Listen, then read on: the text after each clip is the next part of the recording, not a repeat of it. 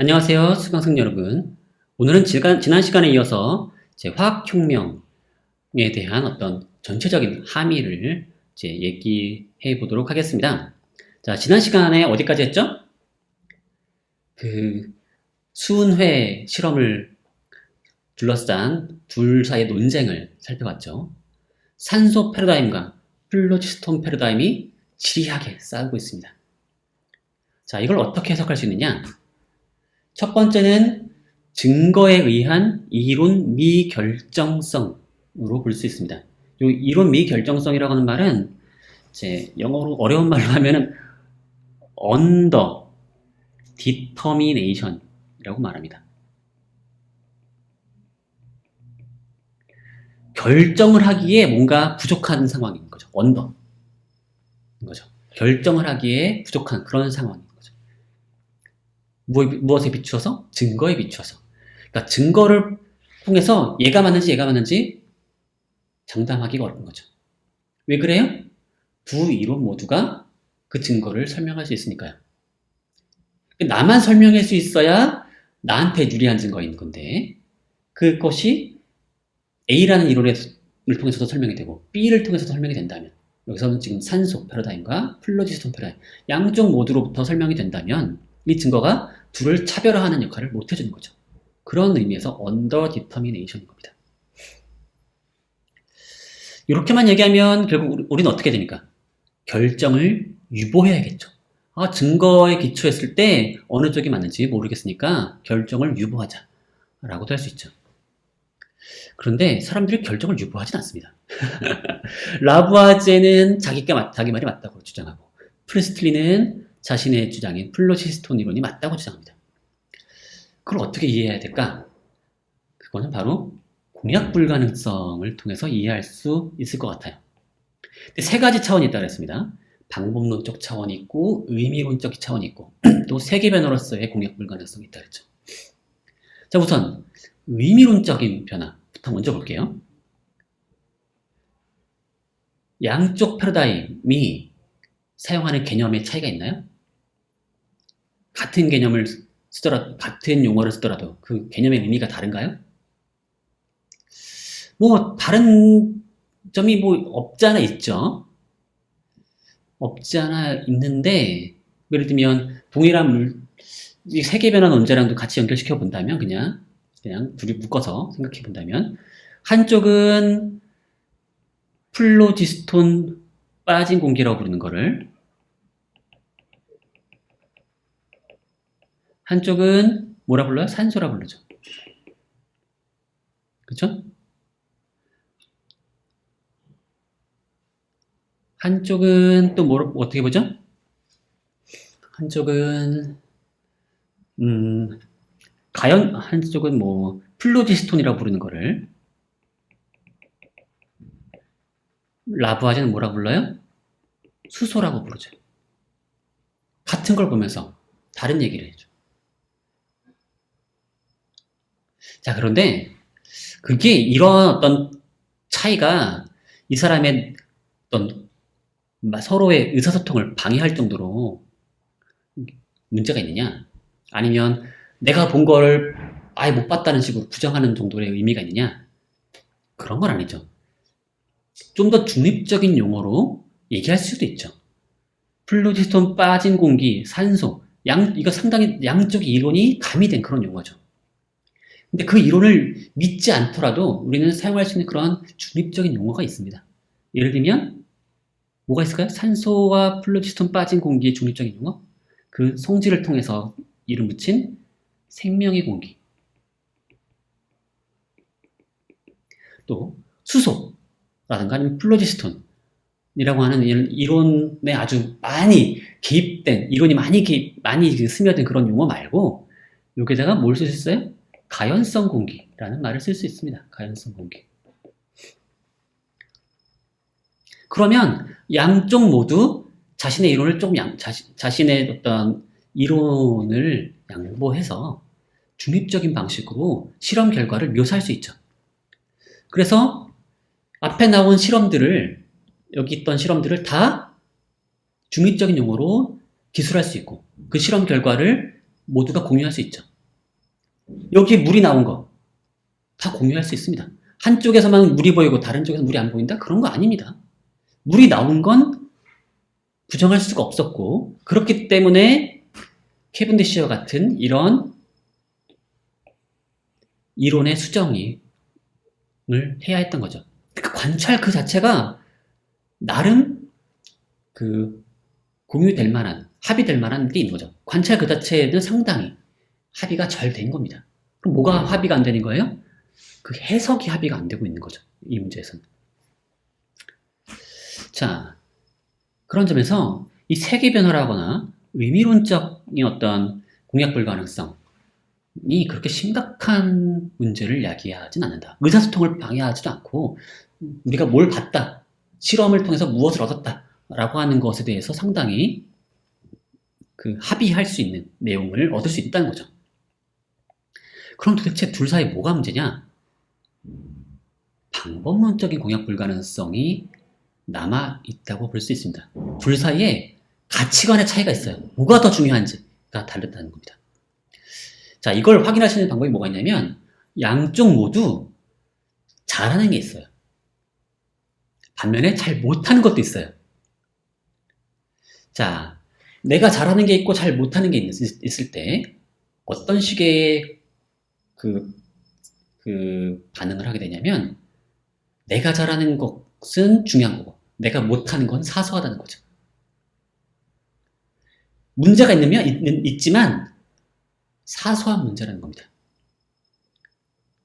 자, 그런 식으로 이제 사고하는 방식.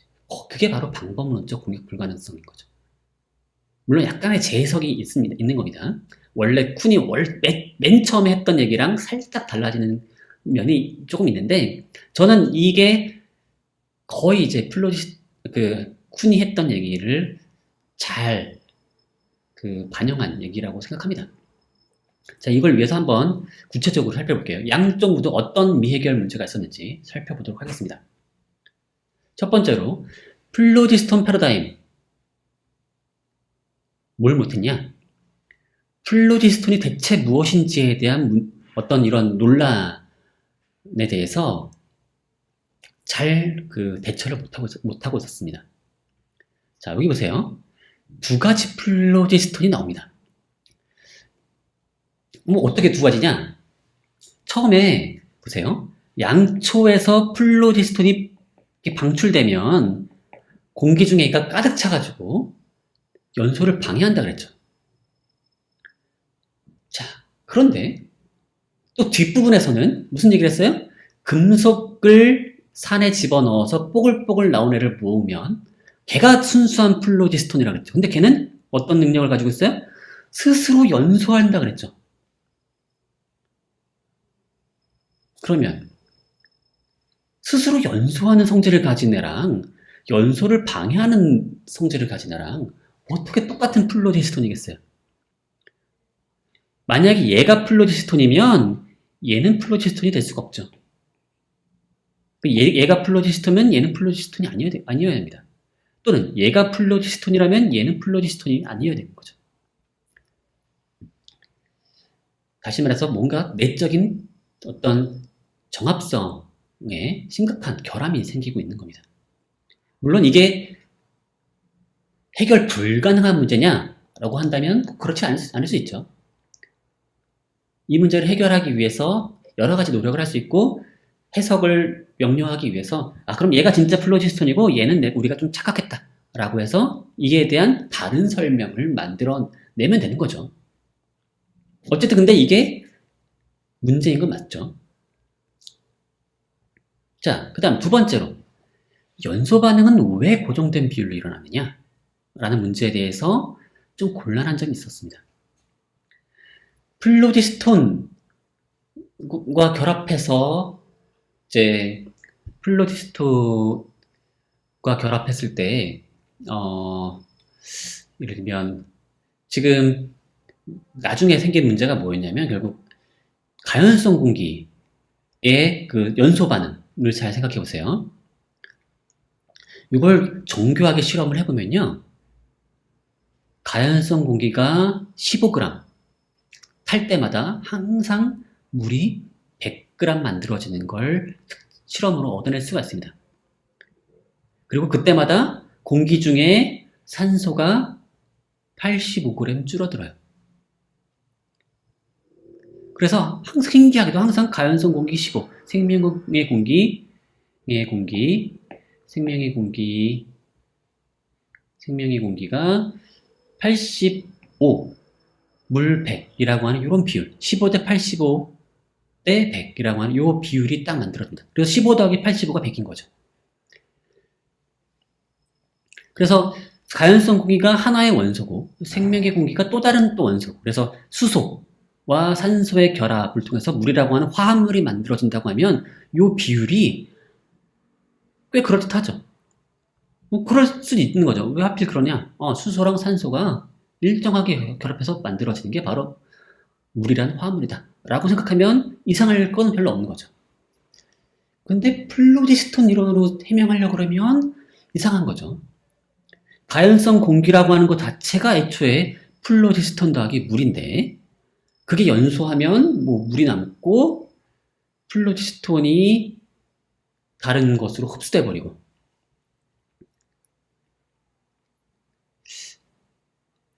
이런 식으로 설명하려고 그러면 뭔가 이 아기가 잘 맞아 들어가진 않습니다. 그리고 특별히 플로디스톤 이론을 통해서는 이게 특별한 비율이 고정될 만한 이유가 별로 없어요. 그래서 이런 질량의 변화 또는 질량의 변화의 어떤 비율, 고정된 비율, 이런 측면에 있어서는 누가 더 잘 설명한다? 라부아제의 산소 패러다임이 훨씬 더 장점이 있는 거죠. 반면에 플로디스톤 패러다임은 이런 양적인 설명에서는 아주 취약합니다. 반면에 질적인 설명에서는 이제 장점이 있는 거죠. 성질의 변화. 왜 매끈매끈하다가 왜 푸석푸석해졌냐? 이런 것들을 설명할 때 플로디스톤 패러다임이 훨씬 더 강점을 보였던 거죠. 자, 그러면 이 플로디스톤 패러다임 이런 여러 가지 문제가 있으니까 버려야겠네. 아닙니다. 꼭 그런 건 아니에요. 산소 패러다임에게도 여러 가지 단점이 있으니까요. 어떤 게 있었느냐? 산소 패러다임, 이게 순서가 바뀌었네. 요거부터 할게요. 자, 첫 번째 문제는 산 또는 산화의 원리란 도대체 뭐냐는 겁니다. 라부아제는 앞에서 얘기했듯이 산화란 산소와의 결합이라고 생각했어요. 바로 그런 생각 때문에 이제 산소를 산소라고 이름 붙인 겁니다. 이건 사실 산화라고 하는 걸 플로디스톤의 방출로 이해했던 예전의 이론을 그냥 뒤집은 것 뿐인 거죠. 그리고 이 아이디어에 따르면 모든 산에는 산소가 포함되어 있다라고 하는 그런 주장이 따라 나오게 되는 거죠. 실제로 이런 주장을 죽을 때까지 믿었어요. 글쎄 뭐 일찍 죽지 않았으면 이런 주장을 나중에 포기했을 수도 있을지 모르겠는데, 라부아제는 좀 일찍 죽었습니다. 그 프랑스 혁명 과정에서. 자, 어쨌든 이런 주장을 계속했어요. 근데 문제는 뭐냐면 산소가 포함되어 있지 않은 그런 산이 분명히 존재했어요. 예를 들면 염산이요. 이 염산을 분해해서 산소를 얻을 수가 없었어요. 분해도 잘 안 됐고, 그 당시에는. 그래서 라부아제는 어떻게 생각했냐면 염산은 분명히 아주 중요한 산이죠. 우리가 산 하면 떠오르는 산 바로 염산 아닙니까? 맞죠? 산 중에 산, 염산인데 근데 이게 여기서 산소가 발견이 안 돼요. 그럼에도 불구하고 라부아제는 내가 아직 얘를 이제 분해를 못해서 그렇지, 분해를 해내면 거기서 산소가 나올 거라고 기대했어요. 그리고 산소가 분해되면 뭐가 남겠어요? 염산의 어떤 그 기초가 될 만한 애가 있을 거다. 그래서 염산기를 우리가 얻을 수 있을 것이다 라고 생각한 거죠. 마치 뭐냐면 인산을 분해하면 거기서 잘만 하면 인이 나오고, 황산을 분해하면 황이 나오거든요. 그런 것처럼 염산을 분해하면 그런 것처럼 그런 새로운 물질을 우리가 분해해서 얻어낼 수 있을 거라고 기대했어요. 그래서 얘는 정말로 웃긴 게 아직 걔를 염산기를 분해해서 얻어낸 것도 아니죠. 발견한 것도 아니죠. 근데 발견하지도 못한 그런 염산기를 새로운 원소로 아예 그냥 자신의 교과서에 등재해버립니다. 그만큼 자신감이 있었던 거죠. 당연히 염산은 산소와 염산기의 어떤 화합물이라고 염산을 그런 화합물이라고 생각했던 거고, 염산기가 당연히 나올 거라고 생각했던 겁니다. 근데 문제는 사실 나중에 밝혀진 바로는 염산은 분해해봤더니 산소가 안 나와요. 전기 분해를 해봤더니 결국 염소랑 수소만 나오고 기대했던 산소는 나오지 않았던 거죠. 그러니까 사실 라부아제 틀린 얘기 한 거죠. 그리고 사실 라부아제 이런 산소라는 이름 때문에 우리가 오늘날 화학 배울 때 계속 헷갈린 겁니다. 뭘 우리가 라부아제가 우리에게 어떤 헷갈린 점을 만들었느냐? 산화를 자꾸만 산소와의 결합으로 느끼게 만든 거죠. 근데 실제로는 산소와의 결합이 아닌 그런 산화 반응이 많이 있습니다. 그리고 그래서 처음에는 마치 산소와의 결합만 산화인 것처럼 배우다가 학년이 올라가면 그게 아니다라는 걸 배우게 되죠. 그런 이상한 방식의 교육을 만든 게 누구 탓이다? 바로 라부아제의 탓인 겁니다. 자, 그 다음 두 번째. 연소가 산소와의 결합을 의미한다면 열은 왜 날까요? 자, 이 문제는 플로지스톤 패러다임에서 쉽게 해명될 만한 문제죠. 연소란 플로지스톤의 방출인 거고, 열은 곧 그 부산물이라고 볼 수 있죠. 플로지스톤의 방출과 함께 나타난 무언가. 또는 이게 모호하긴 하지만 열 자체가 플로지스톤이라고 생각할 수도 있고요. 어쨌든 물체로부터 방출된 것이 있다라고 하는 이론이다 보니까 열의 방출 역시 뭔가 그 안에서 쉽게 해명될 수 있는 것처럼 보이는 거죠. 반면에 산소 패러다임에서는 어때요? 그게 어렵죠. 그러다 보니까 왜냐면 산소와의 결합이니까 방출되는 게 없잖아요. 그러니까 열이 방출되는 걸 다른 방식으로 쥐어짜내야 합니다. 자, 그래서 생각해낸 아이디어가 바로 이런 건데요. 자, 이게 바로 요건 지금 라부아제의 아이디어입니다. 뭐냐면 일단 기체라고 하는 걸 열소와의 화합물로 생각합니다. 자, 이 아이디어는 어디서 오는 거냐면, 자, 우리 지난 시간 기억나시죠? 지난 시간인가요? 수증기를 뭘로 봤어요? 물 더하기 열소로 봤죠. 물 더하기 열소를 수증기라고 본 것처럼 산소 기체는 산소와 열소의 화합물인 거죠. 산소 기체는. 자, 그러면 열이 방출된다라고 하는 거는 어떤 물질에 결합되어 있던 열소가 방출된 걸 뜻한다고 얘기를 하는 거고, 그렇다면 물체가 산소와 결합할 때 열소가 방출되는 거는 산소 그 자체가 아니라 산소 기체에 들어있던 열소가 나오는 걸로 해명할 수가 있는 거죠. 그 산소가 사실은 가장 중요한 역할을 하는 게 아니에요. 기체라고 하는 점이 중요한 역할을 하게 되는 거죠. 그래서 어떤 물질 X가 산소 기체와 결합하면 산소 더하기 열소죠, 그게. 그러면 그 X가 산소와 결합해서 화합물을 이루고요. 산화 X가 되고 열소가 방출되니까 그것 때문에 열이 방출된다라고 설명을 하는 겁니다. 오, 어때요? 기발하죠? 이 과학자들이 머리가 좋습니다. 뭐 설명이 안 될 것 같은 것도 다 설명이 되게 다 어떻게든 만들어냅니다. 지난 시간에 그 캐번디시도 다 쥐어 짜내가지고 설명하는 것처럼 라부아제도 다 쥐어 짜내서 설명합니다. 근데 이게 쥐어 짜내서 설명한다라고 하는 게 그만큼 좀 문제도 있어요. 뭐냐면 이런 방식으로 설명이 안 되는 것들이 있습니다. 첫 번째는 뭐냐? 예를 들어서 수치를 태운다고 생각해보세요. 수치는 탄소 덩어리입니다. 탄소 덩어리를 산소 기체와 결합시키면 그게 바로 연소 반응인 거죠. 태우는 거죠. 그러면 산화탄소가 만들어지고 열소가 방출됨으로써 열이 나오는 걸까요? 이렇게만 되면 라부아지의 패러다임 내에서 해명이 되는 거겠죠. 근데 문제는 뭐냐면 이게 끝이 아니에요. 왜냐면 산화탄소는 우리가 알고 있는 산화탄소는 뭐예요? 기체죠. 여기서 말하는 건 사실 우리가 알고 있는 이산화탄소를 말하는 겁니다. 숯이 탈 때는 이산화탄소가 만들어진 거예요. 근데 이산화탄소는 뭐예요? 기체죠. 그러니까 산화탄소가 기체가 되려면 뭐가 필요하죠? 요 방식의 설명에 따르면 산화탄소가 기체 형태로 만들어지려면 열소와 결합해야 돼요. 따라서 이렇게 되겠죠.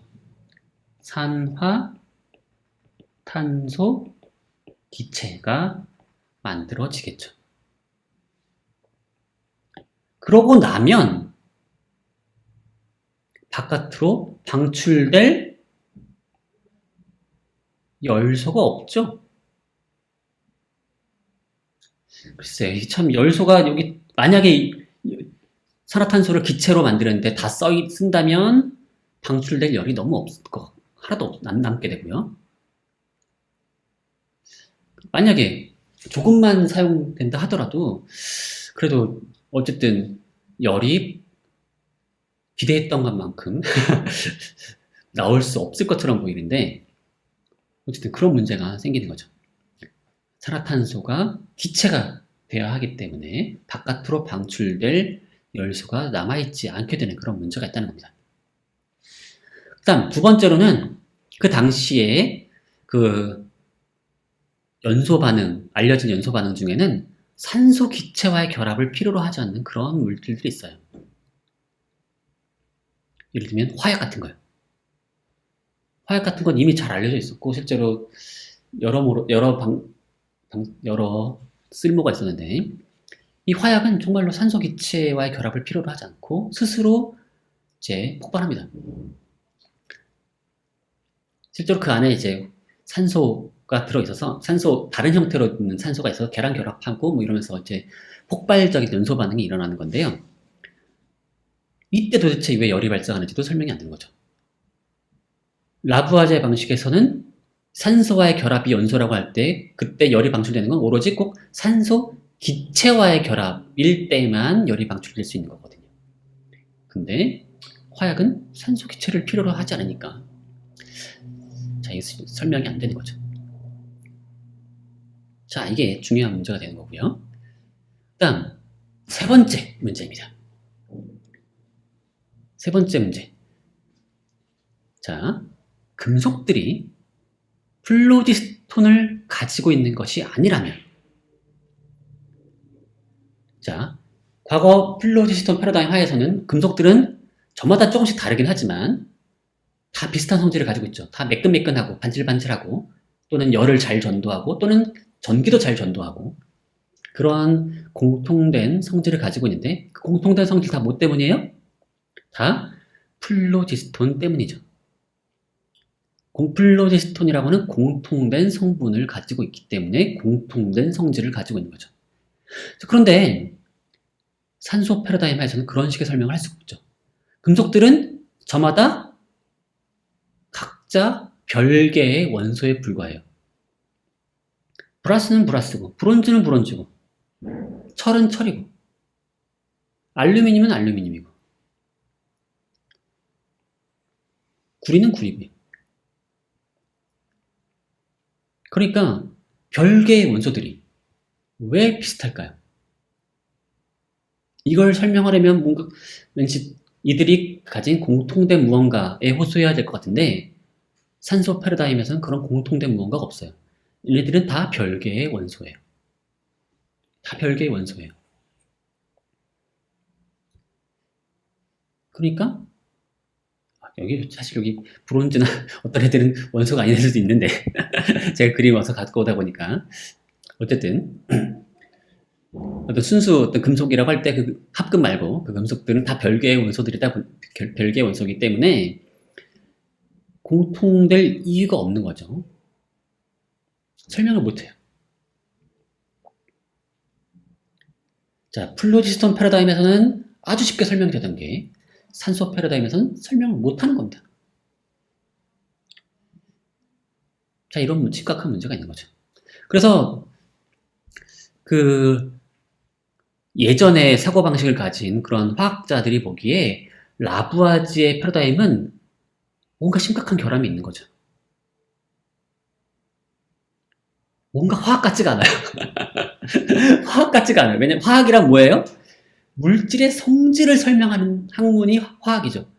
그런데 라부아지의 식의 화학은 그걸 전혀 하지 않는 거죠. 아주 심각한 문제가 있는 겁니다.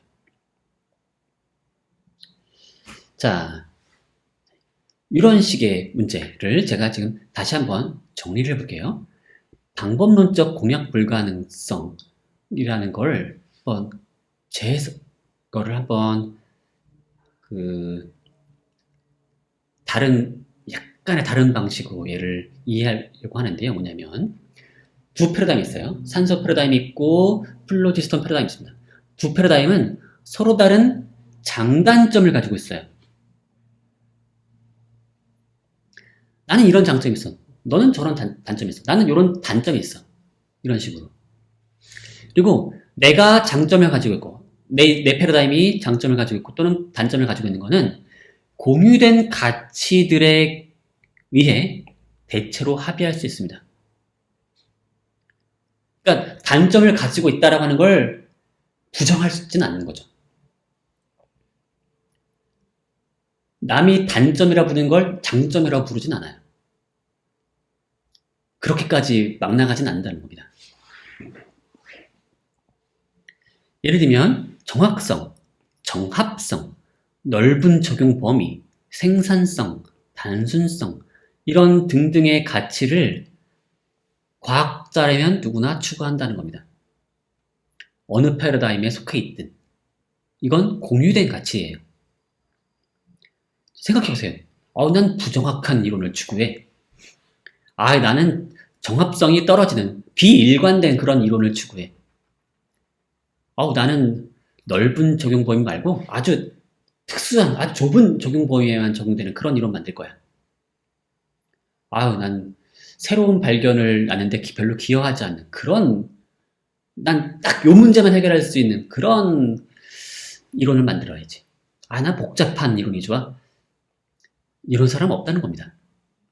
기왕이면 단순한 이론일수록 좋고, 기왕이면 생산적인 이론일수록 좋고, 기왕이면 정합적이면 좋고, 기왕이면 정확하면 좋은 거죠. 관찰과 이론의 차이가, 이론의 예측과 관찰의 차이가 일치해야죠. 그런 의미의 정확성, 경험적 정확성. 물론 이 정확성도 질적으로도 따질 수 있고 양적으로도 따질 수 있다. 더 세분화시킬 수 있고 또는 어떤 정확성도 그 분야에 따라서 요 영역에선 얘가 정확한데 저 영역에선 요 현상에 대한 실험에서는 저 이론이 정확해. 이럴 수도 있죠. 이런 식으로 이제 이게 잘게 나눠서 얘기할 수 있는 거죠. 근데 그렇게 잘게 나누면 각각의 가치별로 또는 각각의 영역별로 그 작은 문제별로 장단점에 대해 합의할 수 있는 거죠. 이 문제에 대해서는 요 가치면에서는 요 가치의 측면에서는 A가 낫다. 저 가치의 측면에서는 B가 낫다. 이거를 대체로 합의할 수 있다는 겁니다.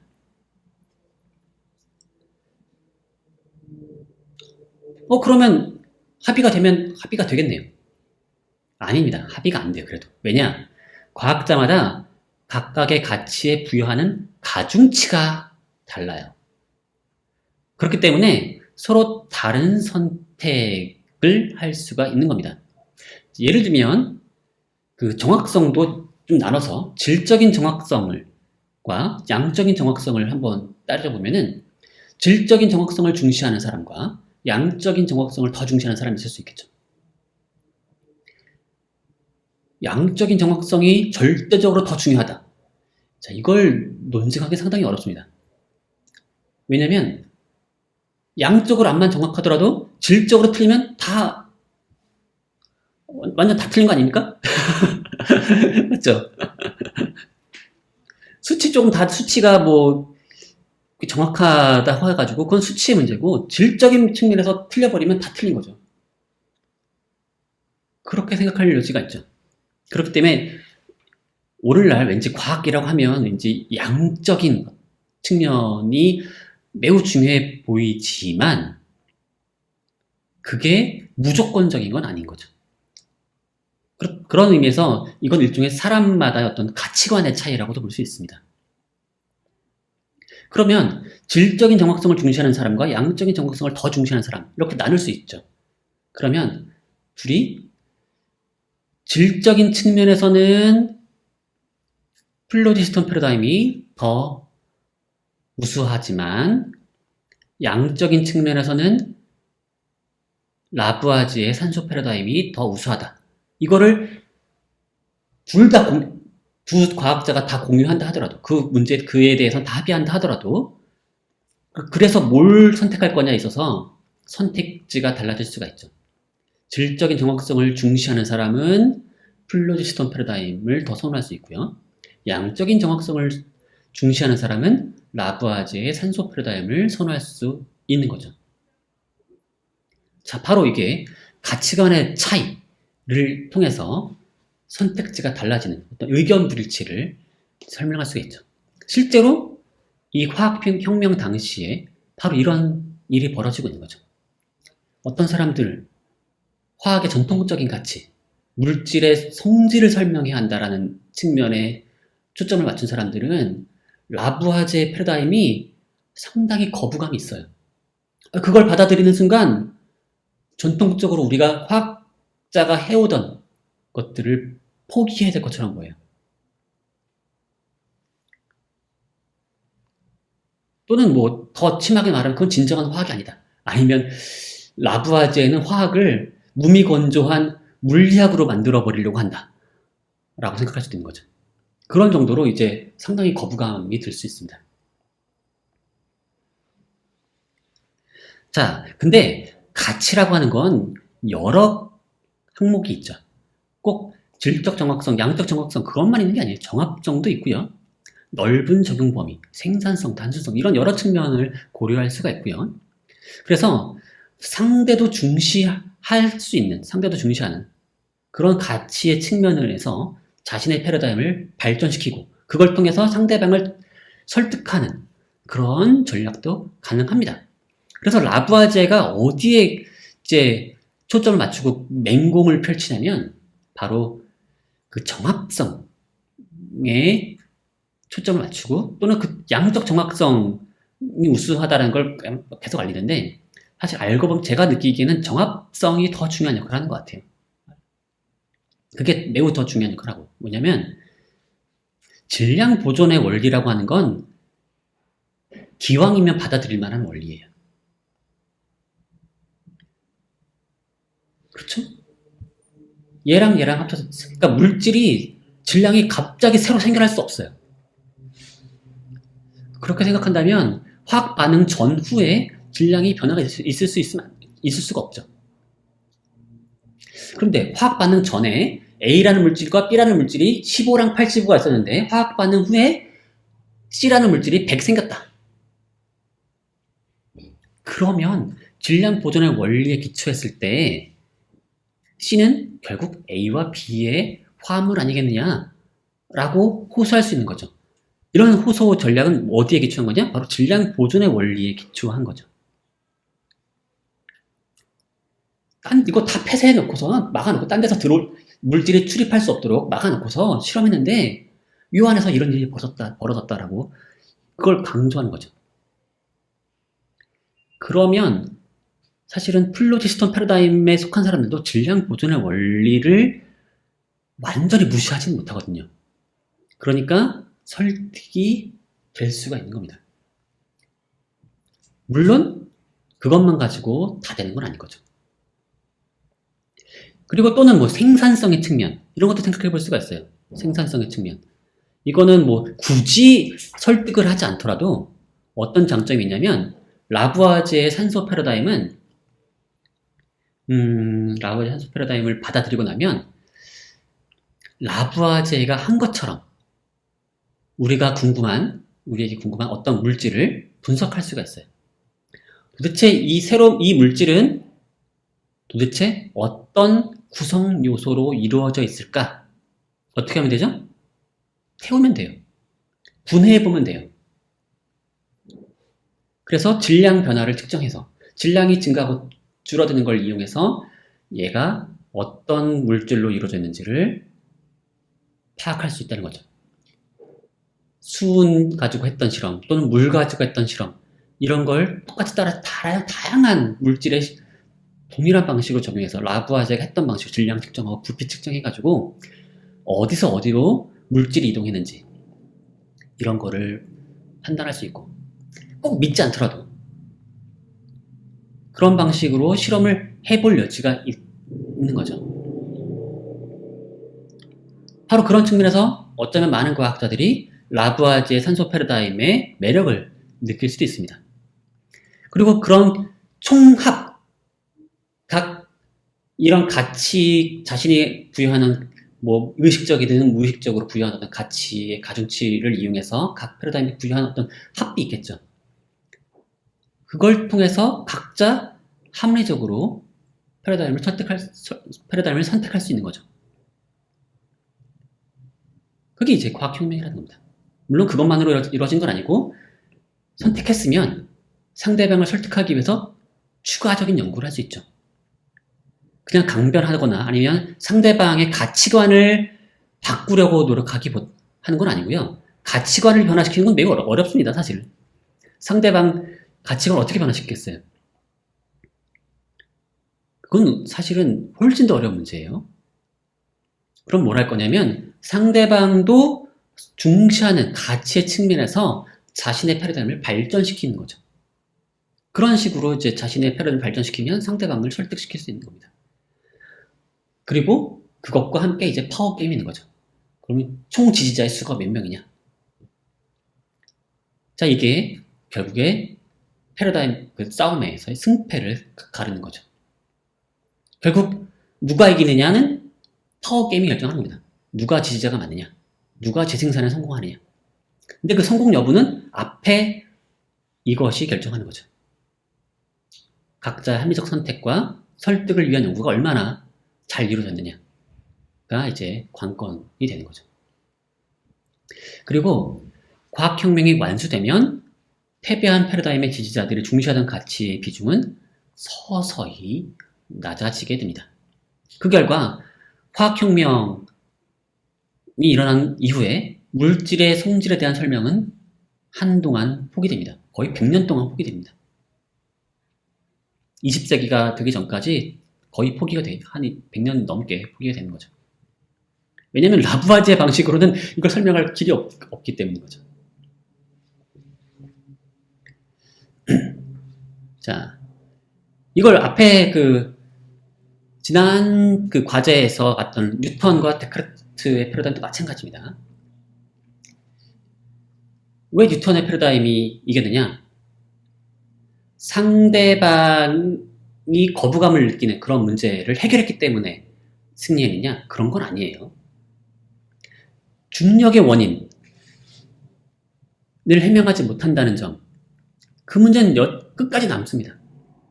근데 그럼에도 불구하고 아마도 다른 장점들이 이제 많았기 때문에 그런 장점들의 매력을 느낀 과학자들이 많이 이제 증가했고, 그로부터 이제 뉴턴의 패러다임이 승리했다는 거죠. 또는 뉴턴의 패러다임에 대해서 거부감이 있었음에도 불구하고 그것이 주는 장점들을 이제 마다할 수 없었던 여러 사람들이 그걸로 이제 전향을 하기도 했던 거고요. 뭐 그러한 것들이 이제 뭐 정확성이라거나 아니면 넓은 적용 범위, 생산성, 단수성 이런 것들이 다 이제 영향을 줄 수 있습니다. 그것들이 구체적으로 무엇인지는 이제 각각 따져봐야겠지만, 자, 그러고 나면 가치관은 그 이후에 서서히 변해요. 뭐냐면 중력의 원인조차도 기계적으로 설명해야 한다라고 하는 건 매우 중요한 가치관이었죠. 사실은 그건 뉴턴에게도 있었어요. 뉴턴도 그걸 알고 싶었습니다. 하지만 뉴턴의 패러다임이 승리하고 나니까 시간이 지나면 지날수록 그게 너무나 당연한 것처럼 받아들여져요. 그래서 100년이 지나고 나면 그때의 과학자들은 원거리에서 작용하는 중력이라고 하는 게 그냥 당연한 것으로 원래 그런 거지 라는 식으로 그냥 자연스럽게 받아들이게 됩니다. 그래서 기계적 설명을 추구하는 그런 가치는 그냥 쭉 사그러들어 버리는 거죠. 물론 다시 19세기 중반 이후에 다시 그게 부활을 하지만 패러데이, 맥스웰, 아인슈타인 등에 의해서 다시 그게 부활을 하는데요. 그 전까지는 어쨌든 원거리 작용이라고 하는 걸 아주 당연한 것으로 받아들이는 패러다임이 득세를 했던 거죠. 오히려 뉴턴보다도 더 뉴턴은 그 문제를 자신이 해결하지 못했다는 게 매우 찜찜했었지만 100년 뒤의 과학자들은 전혀 찜찜하지 않습니다. 바깥에 오토바이 소리가 좀 심하게 나네. 네, 죄송합니다. 자, 그래서 이제 라부아지에는 드디어 이제 새로운 패러다임을 다음과 같이 제시합니다. 자, 여러 가지 결합인데 하나는 연소 이론입니다. 산소 연소 이론. 연소는 산소와의 결합이다. 자, 그리고 이러한 연소 실험을 통해서 그리고 우리는 33종의 새로운 원소를 확립할 수 있게 됩니다. 그 중에 이제 첫 번째는 빛, 라이트 있죠. 그 다음에 열소. 우리가 보기엔 약간 좀 어색한 것들이 있어요. 산소, 질소, 수소 이런 게 있고 그 다음에 보시면 뭐 여기 황, 인, 설퍼가 황이고요. 밑에 요건 이제 포스포러스는 이제 인이고요. 요거는 이제 탄소고요. 여기 뮤레틱 레디컬 이거는 이제 염산기인 거죠. 이게 still unknown 써 있죠. 자, 이 산에 기초가 되는 물질이 원소로 존재할 거라고 기대했다는 거 앞에 설명드렸죠. 그래서 발견되지도 않은 어떤 애를 미지애를 이제 이미 자신의 교과서에 막 이게 지금 라부아제 교과서에 있는 내용인데요. 그 화학 원론이라고 하는 교과서인데 거기에 집어넣은 거죠. 염산기라고. 이렇게 여기 밑에 보면 뭐 플로르산 이런 것도 다 플로르산의 기, 플로르기 이것도 다 이런 식으로 집어넣은 겁니다. 이게 다 뭐 탓이에요? 연소는 산소와의 결합이고 모든 산은 산소를 가지고 있다라는 그런 생각에서 비롯된 잘못된 결론들이었던 거죠. 자, 그리고 말도 바꿔요, 이 사람은. 자신의 체계 하에서는 이제 화합물은 더 이상 옛날식 이름 말고 구성 원소로 이름 붙이자는 거죠. 그래서 옛날에 아연꽃이라고 부른 것, 녹슨 아연인데요. 얘를 이제 산화 아연이라고 부르고요. 고정된 공기라고 부르는 게 있었어요. 근데 얘를 이제 산화탄소라고 부르고요. 이제 자연의 어떤 여러 가지 물질들은 그것의 구성 원소를 통해서 그것의 본질이 완벽하게 규명된다고 생각하는 거고 그걸 통해서 이름을 붙여야 한다는 겁니다. 그래서 옛날에 쓰던 이름들 다 버리고 새로 원소가 먼저 밝혀지면 원소들을 이제 레고 조합하듯이 붙여서 화합물에 이름을 붙이면 된다는 거죠. 그리고 화학 반응식과 질량 분석 방법이 정착이 되는 겁니다. 그래서 다음과 같이 쓰는 거죠. A85, B15가 합쳐져서 AB라고 하는 화합물이 100 만들어졌다. 라는 식으로. 이건 오로지 질량 가지고 쓰는 거예요. 질량 가지고. 이게 일종의 이제 물의 반응식이죠. 산소와 수소가 결합해서 물이 만들어지는 반응. 그리고 이 반응식은 뭐예요? 등호로 연결되어 있어요. 좌변과 우변의 질량의 합이 똑같죠? 좌변이 100이고 우변도 100이에요. 결국 그 질량을 외부의 출입을 다 닫아 놓으면은 질량은 화학 반응 전후로 질량이 늘어나지도 않고 줄어들지도 않아요. 화학 반응 과정에서 새롭게 뭔가 만들어지는 것도 아니고 사라지지도 않습니다. 구성 원소는 사라지지 않고 단지 재조합될 뿐이다. 라는 식이고 바로 이걸 이용해서 온갖 분석들을 하는 거죠. 그래서 미제 화합물들이 있으면 걔네들을 이런 방식으로 분석을 해서 구성 원소를 밝혀내는 연구를 꾸준히 할 수가 있게 되는 겁니다. 이 과정에서 물질의 성질에 대한 설명은 포기해버리는 거죠. 왜? 못하니까요.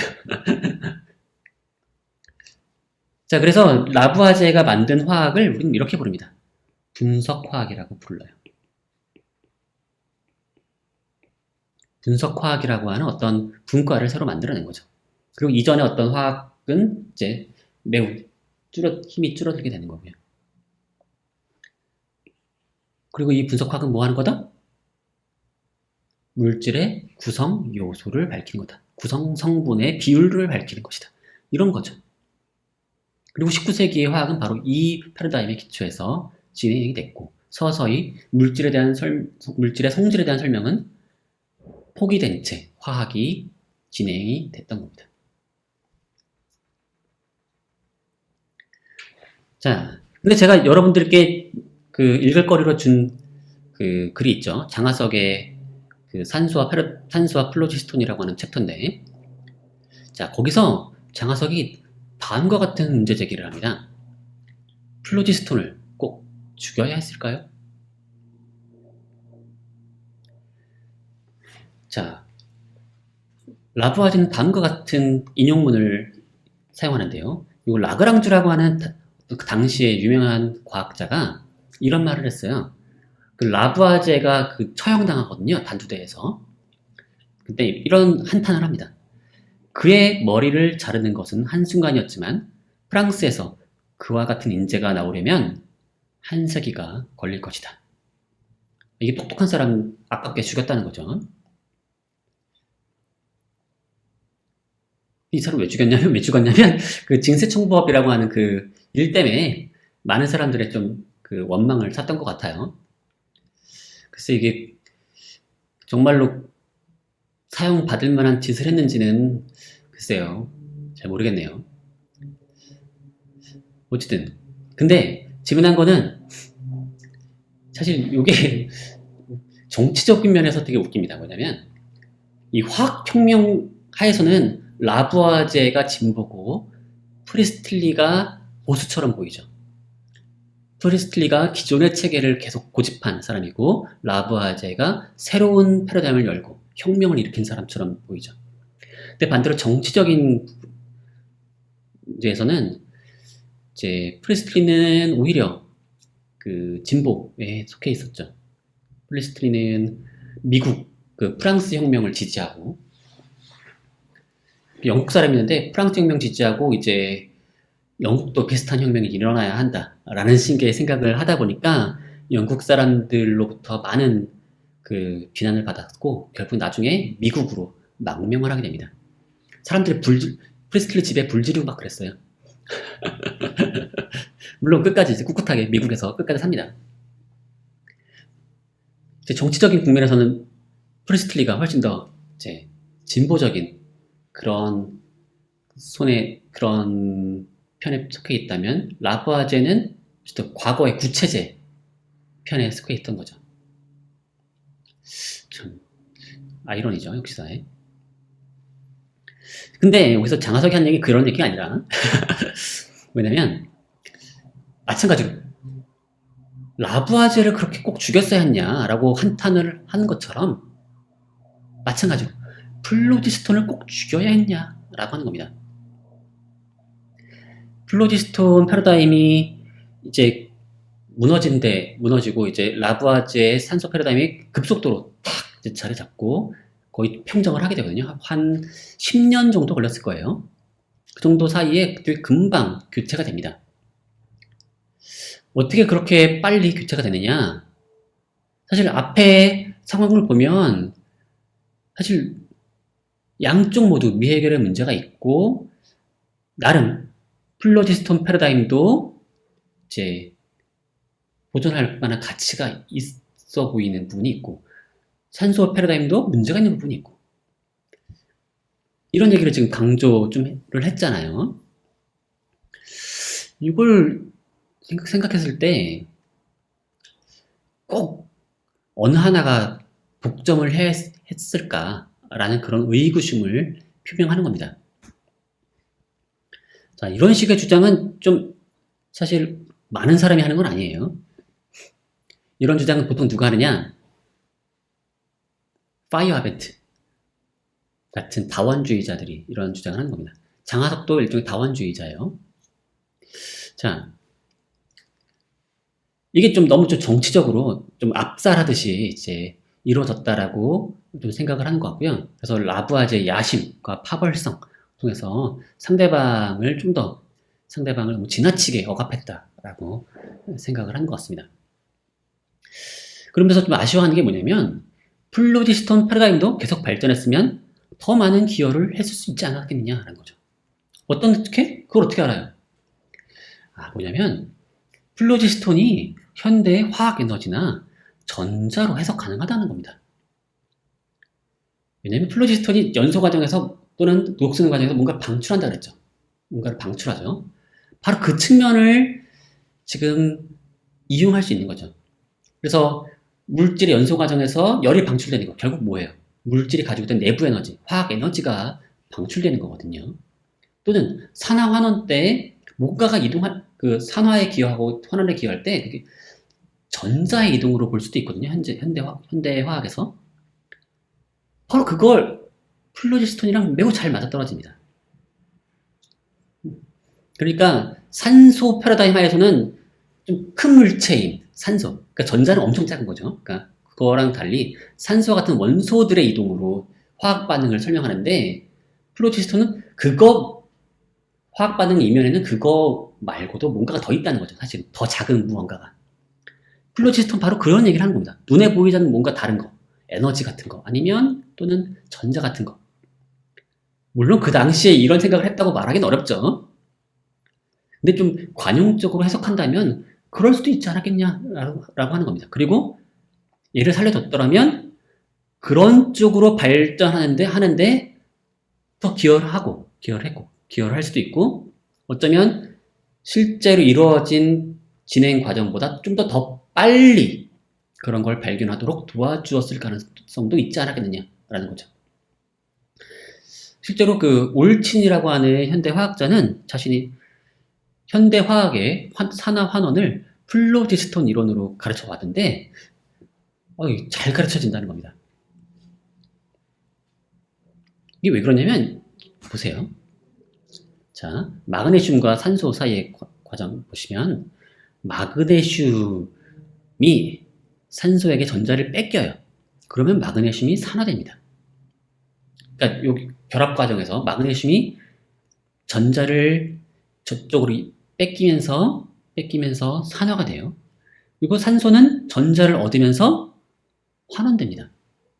이런 식으로 현대 화학에서는 설명하거든요. 전자의 이동을 통해서 산화 환원을 결정하는 거죠. 근데 똑같지 않나요? 과거에 플로지스톤을 잃으면 산화, 플로지스톤을 얻으면 환원이라고 했던 것과 똑같죠. 오히려 산소를 이용해서 해서 혼란을 이야기하는 것보다 오히려 플로지스톤 이론을 이용하는 게 오히려 산화 환원을 이해하는데 더욱더 알맞다는 거죠. 그리고 만약에 우리가 관용적으로 해석한다면 18세기의 그 플로지스톤이 오늘날의 그 전자를 의미하는 것이다 라고 본다면 어떤 의미에서는 플로지스톤은 그냥 가상의 물질이 아니라 실제 물질로 생각할 수도 있지 않을까요? 정말 플로지스톤은 존재하는 거죠. 어떤가요? 너무 나갔나요? 자, 이에 대해서는 다음 시간에 그 실제로 논쟁을 통해서 더 자세히 살펴보도록 하겠습니다. 그럼 오늘 수업 여기서 마치도록 할게요. 수고하셨습니다.